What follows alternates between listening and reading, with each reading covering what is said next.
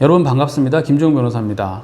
코로나 발생 초기에 가장 많이 들었던 질문 중에 하나가 이 코로나 사태가 과연 불가항력인가에 대한 것이었어요. 이 부분에 대해서는 여러 변호사님들이 설명도 하시고 또 국가기관이나 이런 곳에서도 해석문도 내놓고 했던 걸로 알고 있습니다. 그런데 이 불가항력 부분에 대해서는 제가 좀 자신 있게 설명드릴 부분이 있을 것 같아서 영상을 제작하게 됐습니다. 제 이야기를 한번 들어보십시오.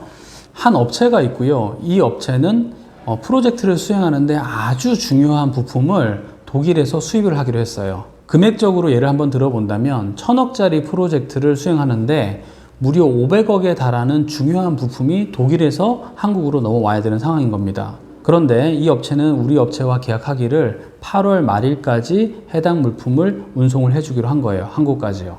그런데 이 업체가 뭐라고 얘기를 하냐면요.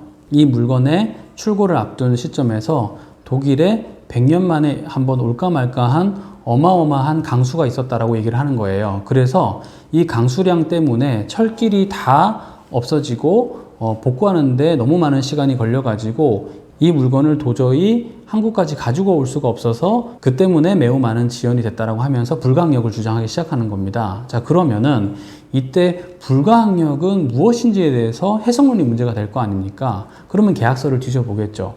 이때 그러면은 이게 불가항력이 맞는지 100년 만에 한 번 오는 비가 불가항력이 맞는지 아닌지에 대해서 이미 사후에 그걸 해석하기 위해서 막 노력을 하면 사실은 이미 때는 늦은 겁니다. 그러면은 사후에는 이미 늦었다는 게 어떤 의미인지를 제가 설명을 알기 쉽게 한번 해드리겠습니다.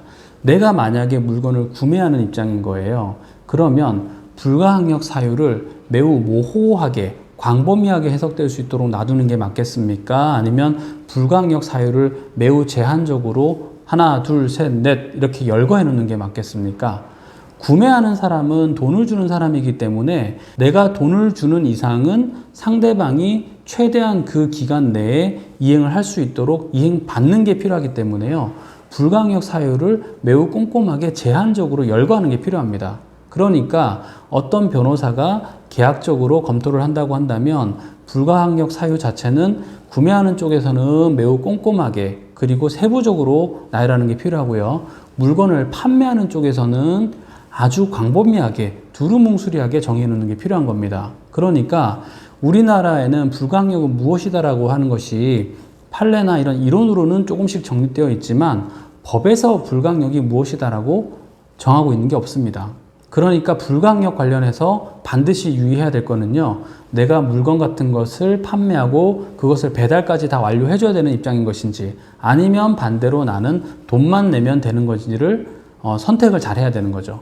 경우에 따라 가지고 불가항력 조항을 매우 꼼꼼하게 작성해야 될 수도 있고 아니면 반대로 매우 광범위하게 적어 놓아야 될 수도 있는 겁니다. 이 불가항력이라는 것은 계약서상에 매우 중요한 것임에도 불구하고 그냥 가볍게 여기고 넘어가는 경우가 많습니다. 그러니까 이런 문제는 일어나기 전에 미리 계약 단계에서부터 잘 살펴보셔가지고 계약을 잘 작성하는 게 중요하다라는 게 제가 오늘 드리고 싶은 말씀입니다. 네, 오늘 영상도 도움이 되셨다면 좋아요와 구독을 부탁드립니다. 저는 김지용 변호사였습니다. 감사합니다.